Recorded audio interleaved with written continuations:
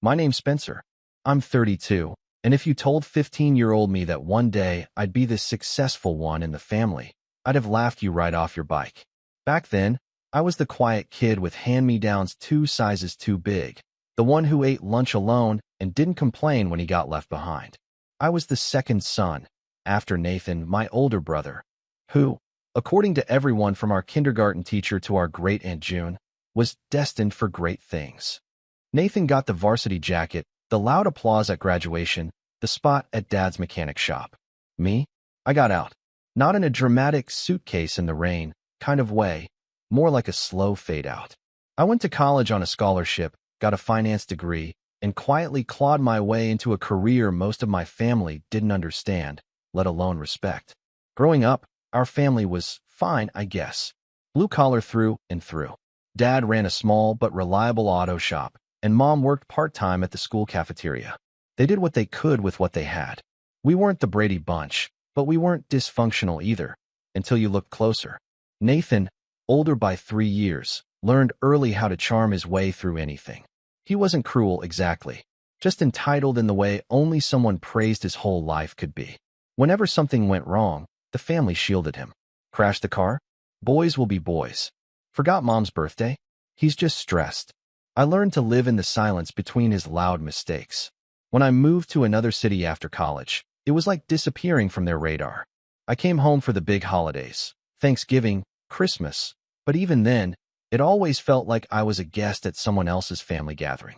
Nathan would make little digs masked as jokes. Look who finally decided to visit. Or, must be nice, rolling in Wall Street money. For the record, I wasn't on Wall Street. I worked as a financial analyst at a mid-sized firm, lived in a modest 2-bedroom apartment, and still drove the same beat-up Civic I bought in college. But to Nathan, the idea that I wasn't scraping by like the rest of the family made me a punchline. Still, despite the jabs, I stayed connected. I called Mom once a week, even if it was just to hear her talk about her garden or some neighbor's dog drama. I sent cards on their birthdays. I offered to help with bills once or twice, which Dad always turned down with a gruff, "We're managing just fine." I respected that. I knew their pride. I knew mine too. So I kept grinding, working long hours, saving aggressively. When the pandemic hit and a lot of people lost their footing, I doubled down. I invested smart, took some calculated risks, and started building a real portfolio. By the time I was 30, I had enough for a down payment on a home, and not just for me. See, there's a quiet kind of ache that comes from knowing your parents spent their whole lives giving, only to face retirement with aching knees, fading dreams, and a house that creaked louder than they did. I couldn't stomach it anymore. So last year, I started looking. Nothing fancy, just something clean, accessible, and comfortable. A place where they could age with dignity, maybe even enjoy themselves a little. I settled on a charming 1-story ranch-style house in a peaceful neighborhood about 20 minutes from where they lived. Big backyard, modern appliances, a wraparound porch that caught the evening sun just right. $500,000, all in. I paid cash, told them it was an investment property I didn't want to rent out just yet, then handed them the keys and said, "Happy retirement." Mom cried. Dad went quiet in that way he does when emotion might crack his voice. Nathan? Nathan didn't say much at all, just nodded and said, "That's generous." It didn't bother me at the time. I wasn't doing it for praise. I was doing it because it felt right, because they deserved a soft landing after years of hard ground. We all moved some furniture in together. Me, Nathan, his wife Amelia, even a couple of his buddies. It was a good day, a rare one. Everyone smiling, no one sniping. But something changed after that. It was subtle at first. Calls from Mom grew shorter. She sounded tired. Not physically, more like emotionally drained, like she was choosing her words carefully. When I asked how the new place was, she said things like, "Oh, we're adjusting," or "It's nice, just taking time to settle in." I offered to come visit, maybe bring lunch. She hesitated. "Maybe next week, sweetie. We've just got a lot going on right now." That wasn't like her. Mom loved when I dropped by. She used to make a whole afternoon of it. Tea, sandwiches, those lemon cookies I could never replicate. Something was off. Then there was the time I FaceTimed her and saw that she was outside, wrapped in a shawl, sitting on one of the patio chairs. I asked if everything was okay inside. She gave me a tight smile and said, It's just loud in there sometimes. I didn't push. I should have. Nathan hadn't called me in weeks either, which wasn't unusual, but still. After the house thing, I figured maybe we'd turned a corner. Maybe we weren't best friends, but at least we were family. I was wrong. A month after they moved in, I decided to stop by unannounced. Nothing dramatic.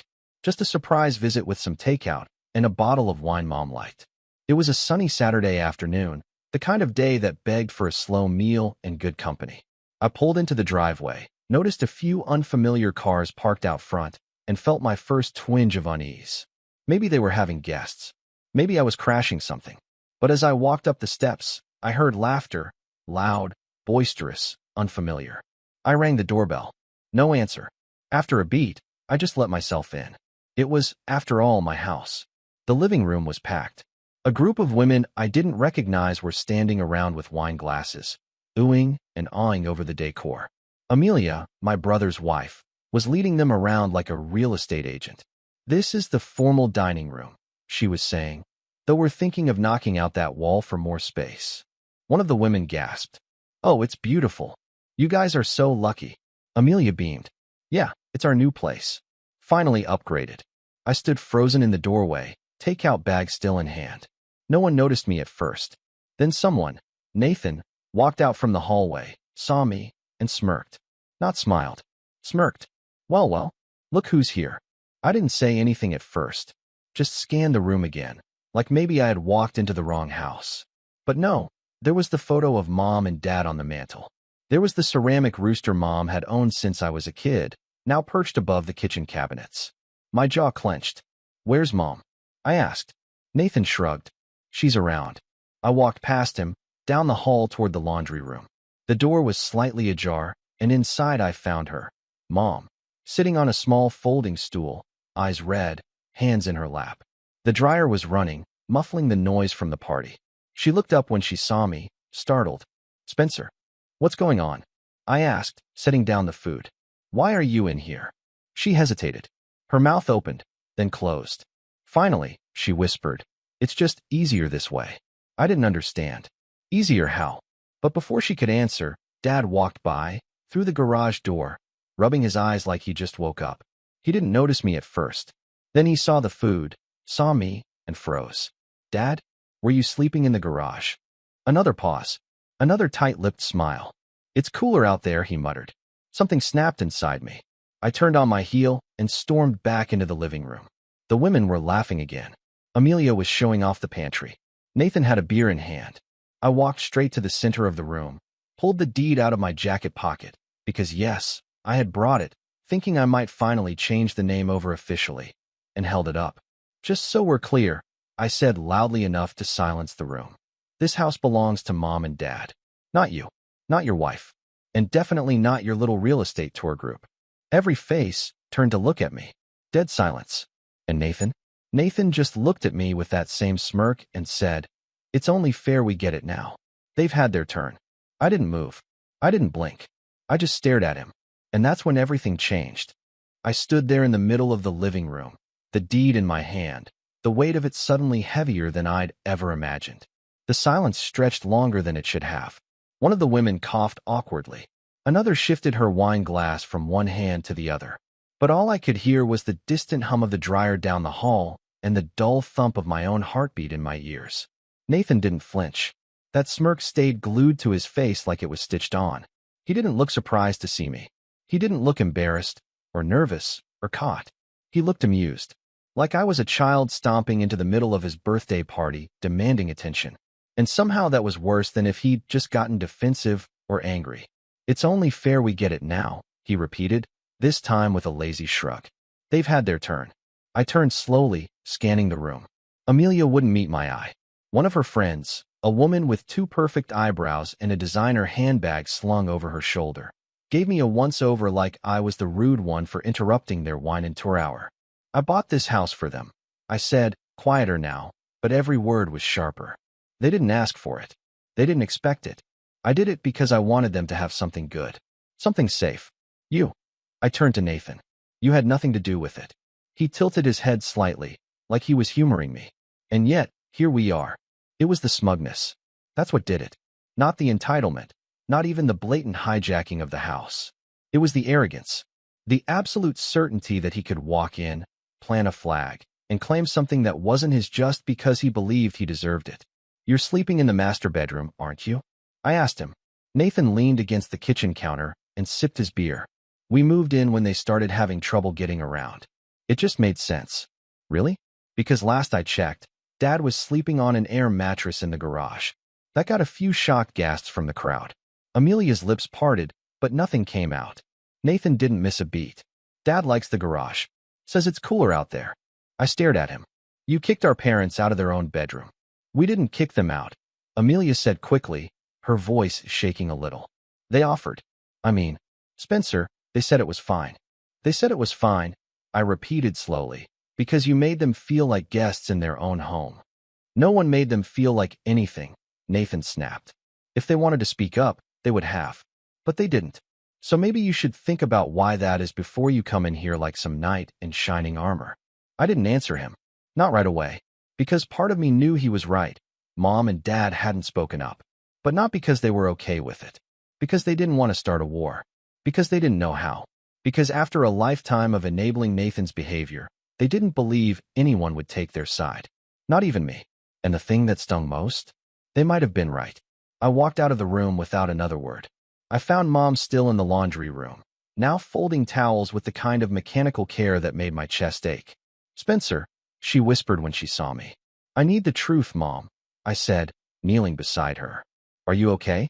Really?" She looked at me for a long moment. Her hand stilled. Then she closed her eyes and took a shaky breath. "Your father wanted to sleep in the garage. Said it didn't matter where he laid his head as long as we had peace." "And you?" I asked. "Where do you sleep?" She hesitated. "In the guest room. Sometimes the couch, if Amelia has friends over." My throat tightened. "They treat you like visitors in your own house." She didn't answer that. She just folded the towel and set it in the basket like she hadn't heard me. But she had. I could see it in the way her shoulders curved inward like she was trying to make herself smaller. I stood and paced. "Why didn't you tell me?" "We didn't want to cause trouble," she said softly. "Your brother, he's struggling." "Spencer." "With what?" "Lack of shame." She gave me a look, sharp and tired all at once. "He's got a family now. Amelia's trying to start her own business. They've been under pressure. We thought if we let them stay for a little while. They've moved in, Mom. They've taken over. They're telling people this is their house." She flinched at that, just slightly. "We didn't want to disappoint you." "Disappoint me?" I repeated, voice breaking a little. "You think I'd be disappointed in you for being kind? For letting your son bulldoze over your boundaries because you didn't want to start a fight?" She smiled, sad and tired. "You've always been the one who sees clearly, Spencer. Even when you were little. But not everything's that simple." Maybe it wasn't. But it also wasn't supposed to be this hard. I hugged her then, tightly, and whispered that I'd handle it. That she didn't have to live like this. That it wasn't fair. She didn't say anything. She just rested her cheek against my shoulder like she'd been waiting for someone to tell her that for a long, long time. Later that evening, I didn't go home. I booked a room nearby and sat with my laptop until midnight, going over every legal document I had. The deed was still in my name. I hadn't transferred it yet, hadn't even filed the paperwork. The property taxes, the utility setup, the homeowner's insurance, it was all under my name. They couldn't claim squat. Not legally, but morally, emotionally. That was a whole different battlefield. The next week, things spiraled. I called Dad, asked him to meet me for lunch. He showed up looking more exhausted than I'd ever seen him. Bags under his eyes, stubble he usually kept clean-shaven, and a stiffness in his walk I hadn't noticed before. "Your brother's not a bad person," he said after I brought up the house again. "He's not a good one either," I replied. "Not when he's pushing you out of your own bed."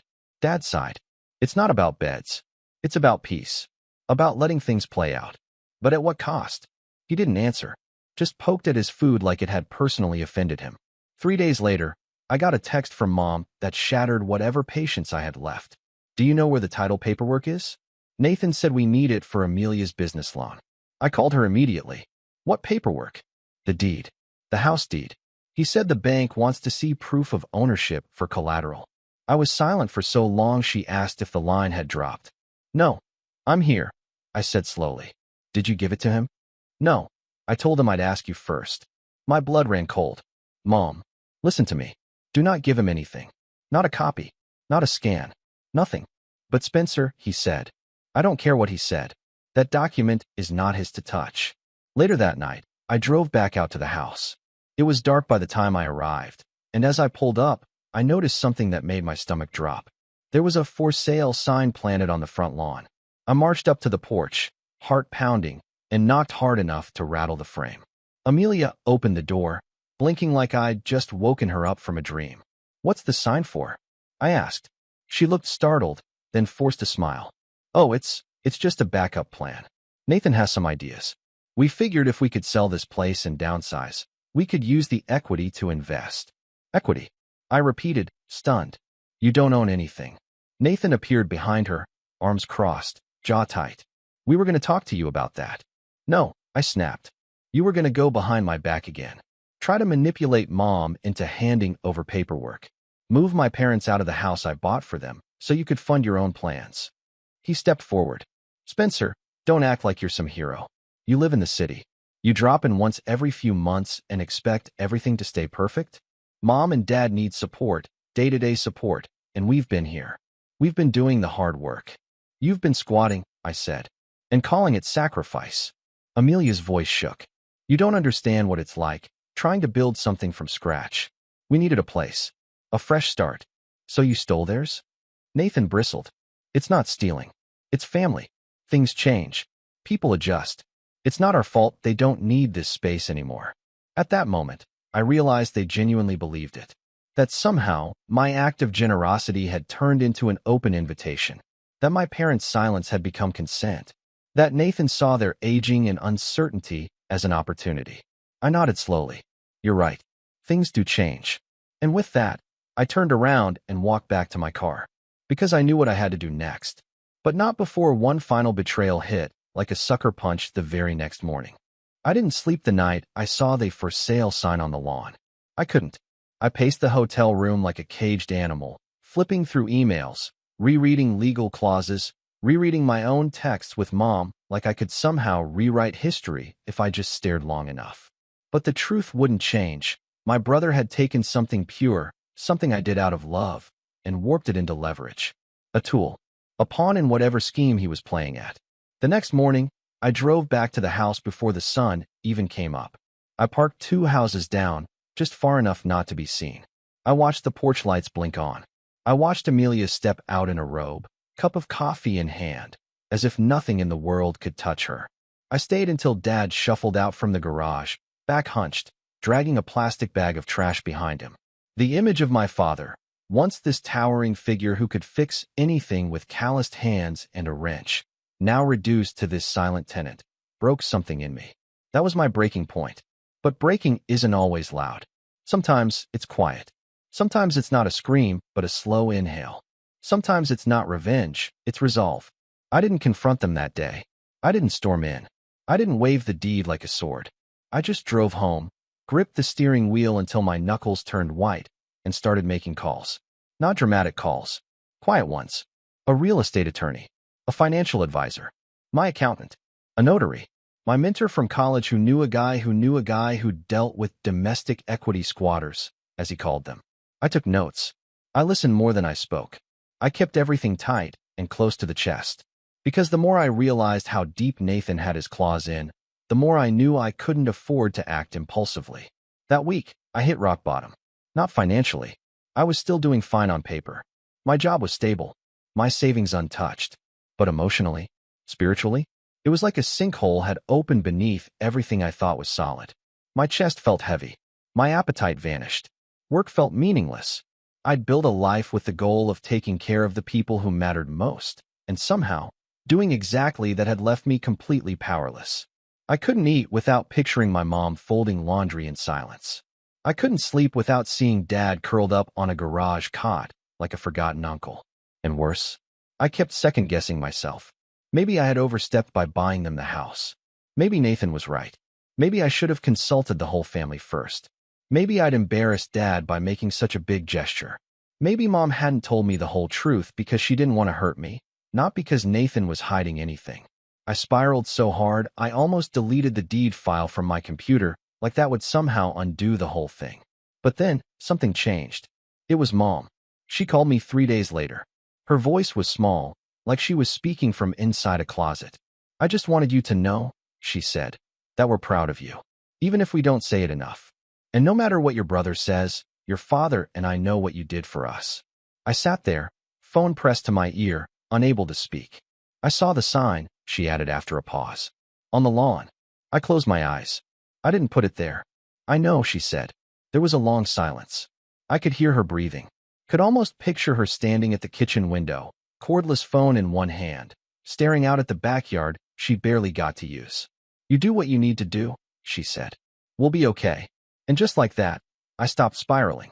Because I remembered who I was. I wasn't Nathan. I didn't need applause. I didn't need to manipulate. I didn't need to be seen as the favorite. I just needed to move forward. Carefully, quietly, permanently. So I began to rebuild. First, I cleaned up everything I'd let fall behind while obsessing over the house. I restructured my work calendar, got back into my morning workouts, even started cooking again. Simple meals, nothing fancy, but it made me feel grounded. I reconnected with some old college friends. Signed up for a local mentorship program where I could teach financial literacy to at-risk teens. I didn't tell anyone in my family about it. It was for me. A reminder that my value wasn't measured in how others used me, but in how I chose to show up. Second, I moved forward with legal protections.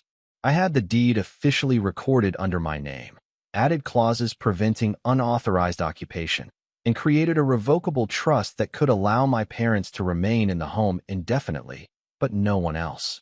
I updated my estate plan, made it watertight. My lawyer, a calm woman named Marla with gray-streaked hair and eyes like polished steel, reviewed every clause like she was preparing for war. You're doing the right thing, she told me, sliding the papers back across the table. And you're doing it the right way. Quiet is stronger than loud, Spencer. Don't forget that. The third thing I did, I visited my parents, this time with a plan. I didn't tell Nathan. I didn't tell Amelia. I waited until a weekday when I knew he'd be at work and she'd be out at her so-called boutique meetings. I texted Mom and said I was coming by for tea. She replied with a heart emoji. That meant yes. When I arrived, she was waiting on the porch. Her hair was pulled back, her cardigan neat. She looked like someone trying hard to hold things together. Dad came out a few minutes later, wiping his hands on an old rag like he'd just been working on something, probably organizing junk in the garage because he didn't have a workshop anymore. We didn't talk about Nathan. Not right away. Instead, I made them lunch. Tuna salad sandwiches, like Mom used to make when I was a kid. We sat in the backyard. Birds chirped. The sky was clear. For a moment, it felt like what I wanted this house to feel like, a gift. A safe place. When we finished eating, I handed Dad a folder. What's this? He asked, flipping through the pages. Legal protections, I said simply. You're not going to get pushed around anymore. Not by anyone. Not even family. Mom glanced at me. Will this make things worse?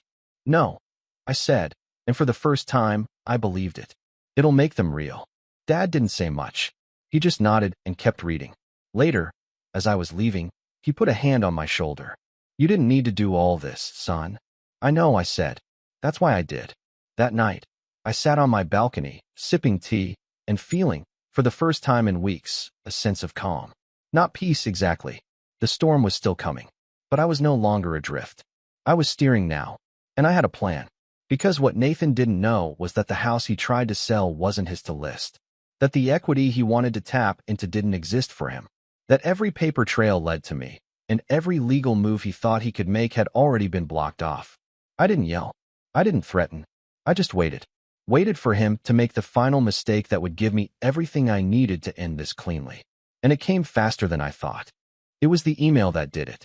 Just 4 days after I'd had that lunch with Mom and Dad, I got a message forwarded from my real estate attorney, Marla.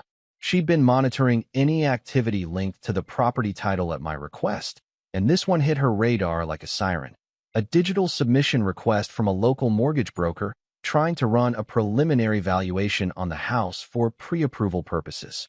The borrower? Nathan Lowell. I stared at the screen, while rising in my throat. The request wasn't for a casual inquiry. It included scanned ID documents, his and Amelia's, pay stubs, and worst of all, a typed note in the broker's comment section that read, "This is a family-owned home, unencumbered. We live here and will be using it as collateral for the down payment on our new business location. Happy to provide anything else. Our home. We live here. It wasn't a misunderstanding. It wasn't a mistake. He was trying to use the house, my house, gifted in spirit to our parents, as leverage for a loan, without telling me, and without a shred of legal right to do so. The gall of it was staggering. But beneath the fury, I felt something steadier, colder. This was the opportunity I'd been waiting for. Marla called me as soon as I texted her. He's overreached, she said simply. You've got more than enough grounds now. This isn't just disrespectful, it's attempted fraud. I want to do this right, I said. No drama. No headlines. Just clean. Quiet. But permanent. Then you need a setup, she replied. And I have an idea. What followed was a 3-hour call that felt more like a strategy session for a corporate takeover than a family dispute. But I listened. I took notes. I did my homework. And slowly, a plan began to form. Not for revenge, exactly, but for removal. The first thing I did was upgrade the legal shield around the house. Marla helped me file a notarized affidavit of ownership and occupancy intent, then worked with a local judge to issue a notice of unauthorized occupancy, which we held in reserve for the perfect moment. The house wasn't being rented. Mom and Dad weren't listed as tenants, but as occupants with my written permission. That mattered, because it meant that anyone else, namely Nathan and Amelia, were unofficial at best and trespassers at worst. Meanwhile, I added cameras to the outside of the house. Not hidden ones, legal ones. I hired a professional installation team and framed it as updating my parents' home security, which, in part, was true. I made sure the cameras faced the front porch, the garage door, the side yard, and, most importantly, the driveway.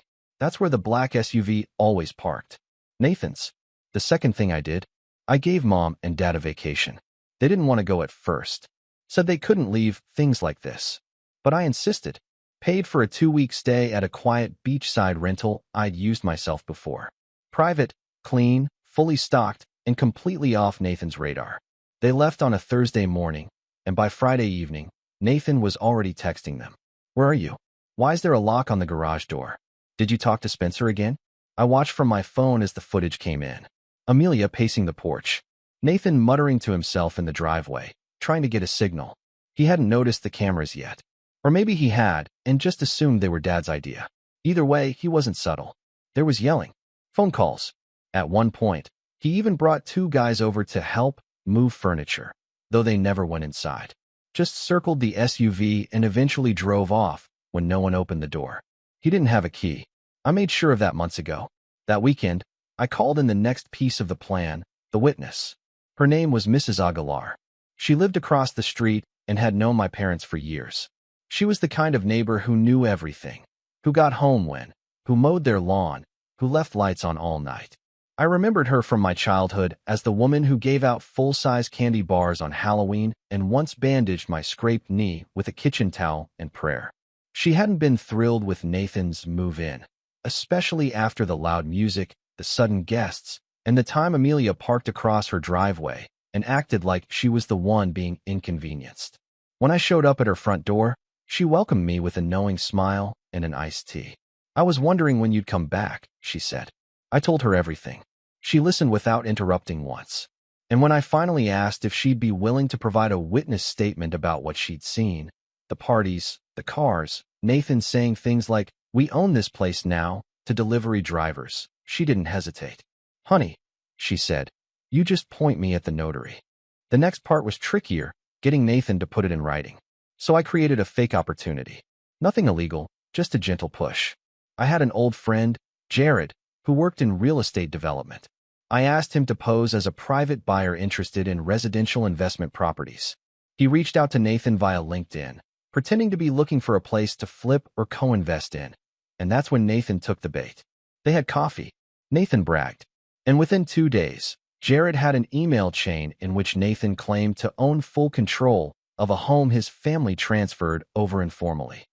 He even attached photos of the interior. Photos I had paid for. With my staging. Now I had everything I needed. The footage.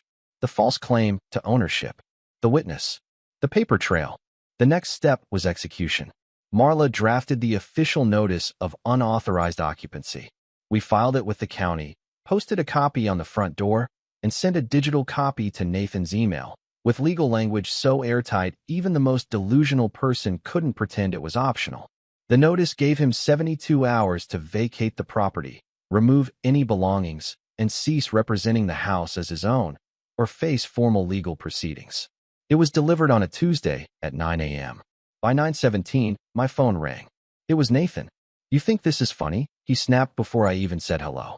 "No," I replied calmly. "I think it's overdue. You're kicking your own brother out of mom and dad's house." "It's not their house, Nathan," I said. "It's mine, and they were guests of honor. You were an invader. You're overreacting. This is just a misunderstanding." "Really? Then why were you trying to use it as loan collateral?" Silence. "I have the email," I added. "From the broker. From Jared. From you. Want me to keep going?" More silence. "Then, they need us. You think they'll be okay without us there?" "They already are," I said. "They're on vacation. You didn't even notice." I could almost hear the blood drain from his face. "And when they come back," I continued, "they'll have a fully restored home with no tension, no arguments, no fake house tours, and no one sleeping in the garage. You'll regret this." "No," I said, "you will." And I hung up. But I wasn't done yet. The last part of the plan was the one I took the most care with, the return. Mom and Dad came back a few days later to a completely cleaned and reset house. I'd brought in a cleaning crew, repainted the garage, restored their original bedroom setup, restocked the pantry, and even left a small welcome back card on the kitchen table with a note. "Your home is yours again. Love, Spencer." Mom called me in tears. Dad didn't say much, just grunted in that emotional way he does when words aren't enough. But the relief in his voice, that said everything. Nathan, meanwhile, had gone radio silent, which was just fine, because the final move was still coming. The silence after Nathan's last phone call didn't feel triumphant. It felt like the moment right before a storm breaks. Heavy, electric, almost too still. I wasn't celebrating anything yet, because Nathan was the type of person who didn't back down until the world physically forced him to. He always needed a final blow to convince him the fight was actually over. That blow came faster than even I expected. On the morning of the 72-hour deadline, he showed up at the house before sunrise. I know because the cameras caught everything. Him stomping up the walkway, rattling the door handle, ringing the bell 5, 6, 7 times in a row. When no one answered, he grabbed his phone and started pacing across the porch, muttering into the speaker. Then he spotted the notice taped across the door. His face went pale, then red, then pale again. He ripped it off and read every line. I watched his jaw move as he traced the words with his eyes. Unauthorized occupancy. Cease and desist. Immediate removal. Owner retains sole authority. Legal action pending. He crumpled the notice in his fist, threw it into the flower bed, and stormed back to his SUV. He revved the engine hard enough to make the camera shake. Then he peeled out of the driveway like a man trying to outrun reality. It was the most peaceful morning the house had seen in months. But revenge, real, clean revenge, isn't about catching someone in a moment of panic. It's about letting their own choices close the door behind them. 2 days later, I got a frantic voicemail from Amelia. "Spencer, please call me back. This is all a misunderstanding. Nathan didn't mean." Well, he didn't know. Okay, he should have known. But we didn't realize the paperwork wasn't. Just please call me. I didn't. Another voicemail came an hour later. Then a text. "We need to talk. Please." I didn't answer that either. Because the next step wasn't about talking. It was about clarification. Marla and I moved forward with the final action. A formal filing with the county that barred Nathan and Amelia from making any claim on the property, plus a record of attempted fraudulent representation for a secured loan. It wasn't a criminal case. I didn't want one, but it was an official mark on their financial record. Just enough to keep lenders wary. Just enough that any future "we own the place" conversations would be met with a side eye from anyone with a license. We also filed a no trespass order on the property on behalf of myself, Mom, and Dad. When the sheriff's office delivered it, I heard from Mrs. Aguilar later. Nathan stood in the driveway arguing with the deputy until the man finally said, "Sir, the more you talk, the worse this looks." That finally shut him up. Meanwhile, I kept focusing on the rise. The mentorship program I had joined, teaching financial basics to teens, was unexpectedly grounding. Those kids reminded me of myself at that age. Quiet, unsure, overlooked. They asked questions I wish someone had answered for me when I was 16. Watching them light up when they understood taxes or savings or compound interest made me feel good, like I was building something real. I also started taking mom and dad out more. Sunday breakfasts, movie nights, trips to the farmer's market. They relaxed in ways I didn't even know they'd forgotten. Mom stopped wringing her hands. Dad's shoulders loosened. The house felt like theirs again, not a battlefield, but a home. One afternoon, a month after the eviction, we sat on the porch sipping iced tea while the sun dipped behind the trees. Mom glanced over at me and said softly, "I didn't know how much weight we were carrying until it was gone." That sentence alone made every sleepless night worth it. Nathan stayed quiet for a while, and I thought maybe, he'd learn from this. Or at least let it go. I was wrong. He reached out again, this time with a message so long I had to scroll 3 times. It started with excuses. "You blindsided us. We were trying to build a future." Then accusations. "You wanted to make us look bad. You enjoy being the hero." Then guilt. "Mom and dad will be alone when they need help. And you won't be there." Then finally, a confession wrapped in arrogance. "I deserve the house more than you ever did. I'm the one who stayed." I stared at the last line for a while. Stayed. As if staying was the same as sacrificing. As if proximity made him more loving, more worthy, more helpful. It didn't. If anything, his staying had created the exact cage mom and dad were living in when I found them. I didn't reply. Not out of spite, out of clarity. Some people aren't meant to be fought. They're meant to be excluded. But the real fallout came when Amelia called my mother. Not me. My mother. I only knew because Mom called me afterward, voice trembling between frustration and disbelief. She said, "Mom began carefully, that you humiliated them, that you're selfish, that you ruined their plans." I took a long breath. "What did you tell her?" Mom hesitated. Then her voice steadied. "I told her the same thing I told your brother. This house was never theirs. It was never up for debate.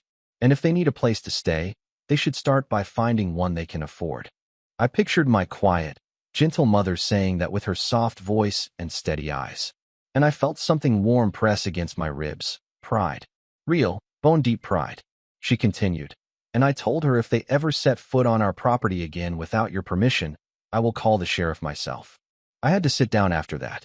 Not because of the drama, but because my mother, the woman who apologized when someone stepped on her foot, had found her voice again. And she wasn't giving it back. Life settled into place after that. Nathan and Amelia moved to a small rental 2 towns over. His business loan was denied, not because of me directly, but because the lender flagged him as a misrepresentative applicant. Amelia's boutique plan stalled. They stopped showing up unannounced. Stopped calling. Stopped pretending. Mom and dad regained space, independence, and dignity. Dad started working on small woodworking projects in the garage again. His garage, not a makeshift bedroom. Mom replanted her herb garden. They hosted dinners again, invited their friends over, filled the house with laughter instead of tension. The home I meant for them was finally theirs in spirit. And me? I didn't feel vindictive. I didn't feel triumphant. I felt steady, solid, like the ground beneath me was finally level. One evening, I sat with Dad on the porch. He was whittling something small, a bird, I think, and I asked quietly, "Do you think Nathan will ever understand?" Dad paused, then shook his head. "Some folks don't learn until life teaches them. And sometimes life teaches them the same lesson over and over until it sticks." "Do you think it'll stick this time?" He smiled faintly. "If it doesn't, that's not your burden anymore." And he was right. Nathan's path was no longer tied to mine, or my parents', or the house he tried to steal. Everyone had finally returned to the roles they'd chosen. Mom and Dad, free. Me, standing firm. And Nathan, facing the consequences of being the one who stayed for all the wrong reasons. The last time I drove away from the house after Sunday dinner, I caught my reflection in the rearview mirror, calm, steady, unshaken, and realized something that made the corners of my mouth lift. I hadn't just taken the house back. I'd taken my peace back, and I wasn't ever giving it away again.